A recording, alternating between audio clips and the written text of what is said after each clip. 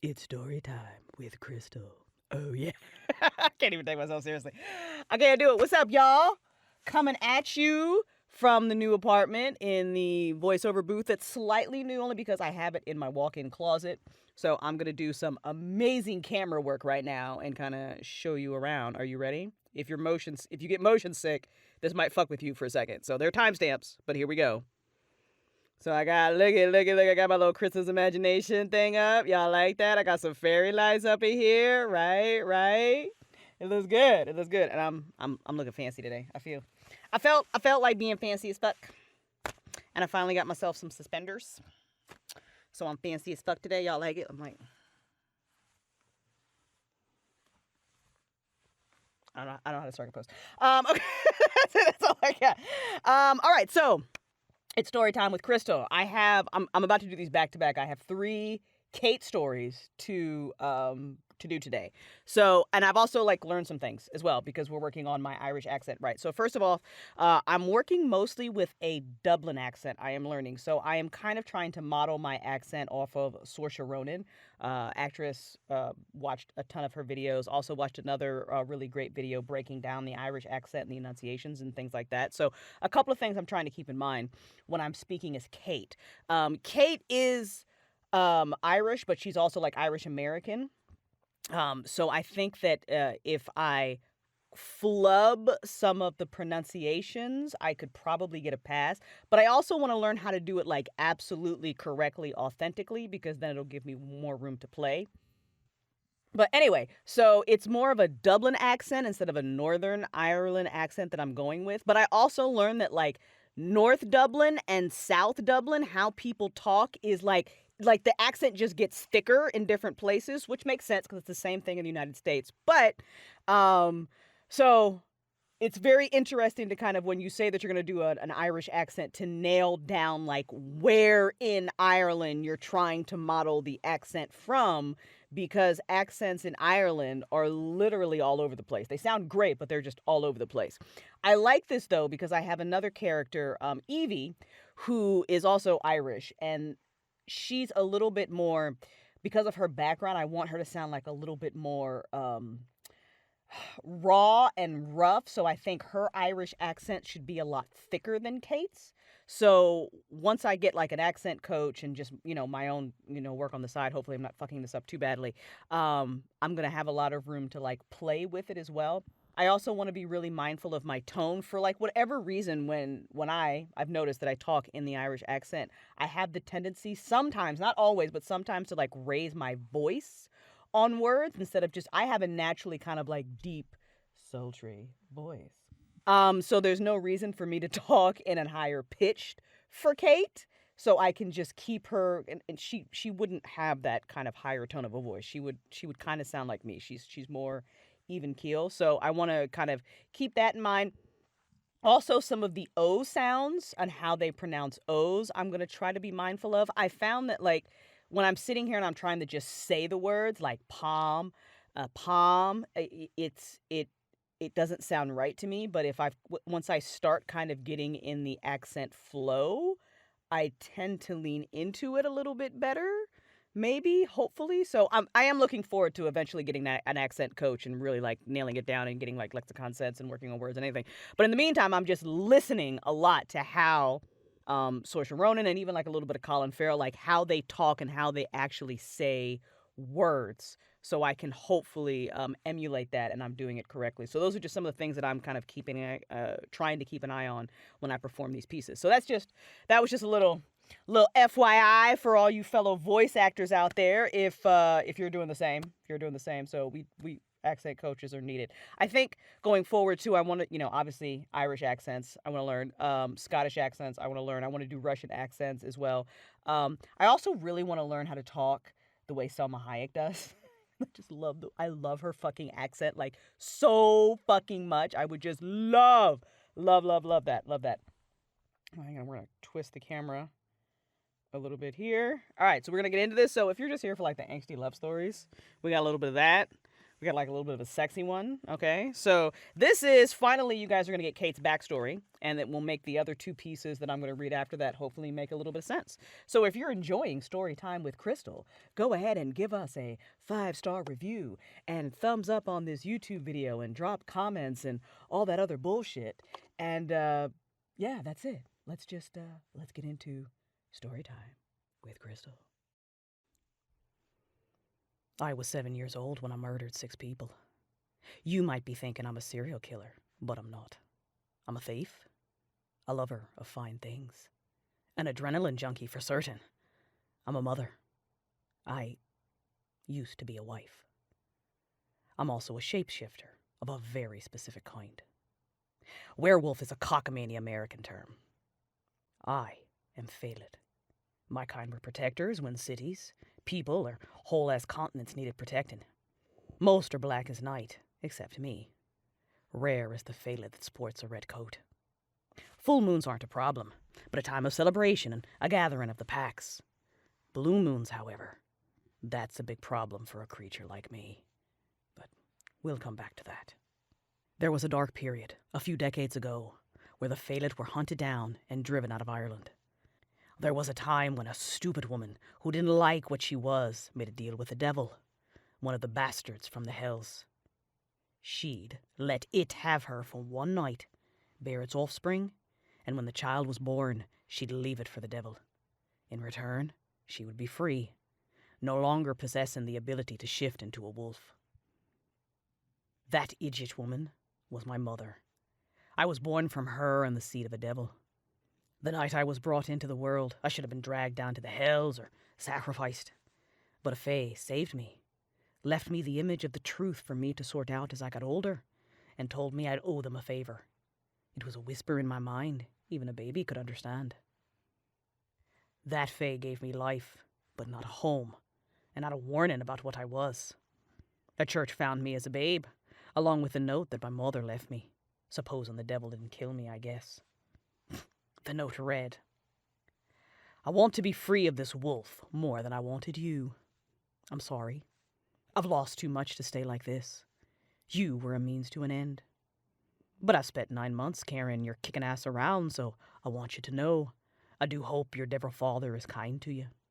That you do something in hell that maybe makes you forgive, or maybe that you get something out of this instead of just the raw end of the deal. Sorry. Sierra." Fucking bitch my mother was. Is. I have no idea if she's alive or dead. Better for her she'd be dead, because if I ever saw her, there's no telling what I'd do.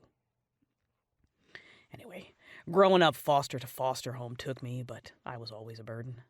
And nobody, not a soul, told me that when you're born of a devil and a Phalid, on a blue moon you turn feral, evil, fucking murderous. Listen, it's nothing to change into a wolf. I'm stronger than most creatures, and fast too, even as a human. Point being, I don't need the light of a moon to change into a wolf. There's nothing to it. And my goddess is heavenly. But on a blue moon, the fire that runs inside of me is harder to control. On a blue moon, I want to rip the world apart with my claws and fill my mouth with blood. Dramatic, but the truth. I learned later in life I could violently fuck it out. Just find an orc-like creature who could take a beating and ride it like an ox until my blood cooled and the sun rose. If it's particularly bad, or there's not a willing body to take care of it, I find a pack and spend the night hunting the nastier creatures that still prowl this world. Thankfully, we don't get many blue moons. But when I was 7, obviously I wasn't fucking, and I didn't have a pack. Now you might think a 7-year-old wolf looks like a puppy, but you'd be sorely mistaken. My human body might have been small, but when I was a wolf, I was only slightly smaller than an adult Phalid. When the blue moon rose, that devil inside overtook me and I couldn't control it. I tore through the woods, looking for something to put between my jaws. I found a cabin. If I'd had any sense, I would have known the architecture was too fancy, the cars in the driveway too damn expensive. If I'd had any sense, I would have literally picked anyone, anywhere else. But you're fucking stupid when you're 7. There were 3 teenagers in the hot tub, high and drunk and too easy to kill. Their screams brought out their parents. Mothers fought harder than the father did. I still have the scar, right side hip, from the silver knife she cut me with. But one man from this little cabin party hadn't been there. He'd gone into town to get more ice and come home to a slaughter. His wife, children, friends, all dead. The signs I left pointed to werewolf. The red fur on the ground. My fucking blood on the knife. It was the kind of crime scene that Owen, an extremely good detective, and my ex-husband would have closed on in a day. I should have been done for. The story ended there. But when I woke that morning, covered in blood, I found a different devil. The kind that saw some kind of value in me. The kind that dealt in deals. I'd do what they asked, and in return, they'd keep my secret. Keep me safe and alive. I agreed. You're fucking stupid when you're 7. I spent a lot of my younger years doing anything they asked me and spent more nights covered in blood. Bad shite I wanted to forget. I put a lot of people in the ground that I don't know deserved it, and I hurt countless others if they told me to. After a decade, I got smarter, and I decided I was done being covered in blood, that I didn't want to hurt people anymore. I decided I didn't care about my secret either. They could kill me if they wanted, turn me over, whatever. Rock bottom is the proper term for that period in my life. My blackmailers, they decided to treat me with a softer hand. I went from enforcer and assassin to thief. And if it wasn't for those bastards turning me on to it, I wouldn't be ashamed that stealing shite is a fuckload of fun. As the years went on, they called me less. Once a year. Sometimes I didn't hear from them for several. But that didn't stop me from stealing because now I'd gotten a taste for it and I was damn good at it. Better at that than I was at the killing. Except I met Owen soon after and realized I hadn't gotten any smarter because I fell in love with a cop. The stupid man couldn't be more honorable. With his stupid fucking smile and his stupid kind eyes and his stupid laugh and his stupid hands that fit around my waist and against the small of my back better than any had before. He was the reason I started my acquisitions firm. Rare artifacts for private collectors. It was thrilling to travel, thrilling to play the game of getting what I wanted at the price I wanted. And if someone didn't give me what I wanted, I took it. And sometimes, if they were rude or they looked like the sort of folk my blackmailers would hire to hurt people, I took shite from them for fun and sold it to a charity. But Owen, he was more thrilling than any of that. And he didn't run away when the blue moon came and the devil inside me came out. And when I was with him, the devil wasn't so hard to control. We got married, which was stupid. And on a hiking trip, we found a fae circle, and inside that circle was a babe. And when I laid eyes on that child, that whisper from a birth night, that favor I owed, told me she was mine. And maybe that's how it started. But my daughter, Finn, she is mine. As mine as if I'd had her myself. And I'll rip the throat out of anyone who tries to harm her, no blue moon needed. And despite her consistent attempts to unalive herself, drive me batshit and be a right annoying little shite at times, I love her.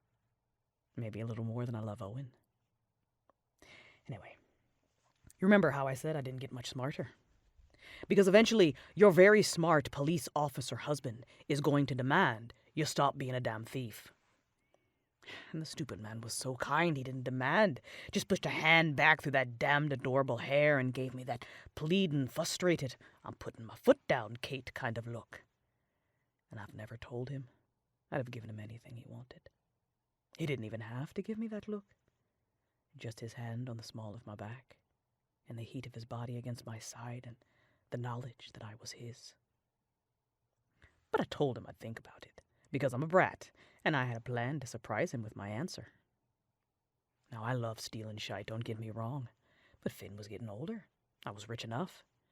And I'd gotten to thinking, maybe my baby girl needed a brother, or a sister, or a whole fucking pack that looked as cute as Owen did. But I am stupid. You don't get to love people and have a life when you butchered 6 people, when you spent a decade more hunting and killing strangers. You're a downright fucking idiot to love people when you've done that. When I called my blackmailers, who I hadn't heard from in nearly 5 years at that point, to tell them I was done, it took them less than an hour to remind me that I would never be done. A phone call. A picture of Owen and his partner. His damn partner. Arm in arm laughing. Owen never saw the man holding the weapon in the kind of position no healing would save a mere human from. The second picture was of Finn, talking to her favorite teacher. Not even her very, very good face senses told her the woman was in her life just to control me. The phone call was next. A reminder. But they'd be kind, because they were kind, you see. They'd never make me go back to the violence, but they gave me the kind of job I need a week to prepare for. The kind of job that, before Owen and Finn, I would have drooled in delight over. It was the beginning of some of the worst days of my life. I was so scared for Finn and Owen, I didn't want them anywhere near me, so I set my world on fire. I sent Finn off to boarding school for Fae and other supernatural creatures like her. And Owen? Owen came home and found me in bed with one of my contacts. A stage scene that did its job. He wouldn't have believed me if I told him I couldn't give up thieving. He'd have seen right through my lie. He'd have asked me what was wrong, he'd have tried to make it right and make me feel safe, and I would have had to tell him the truth. About my blackmailers. About what I'd done. Truth be told, it wasn't just the murders.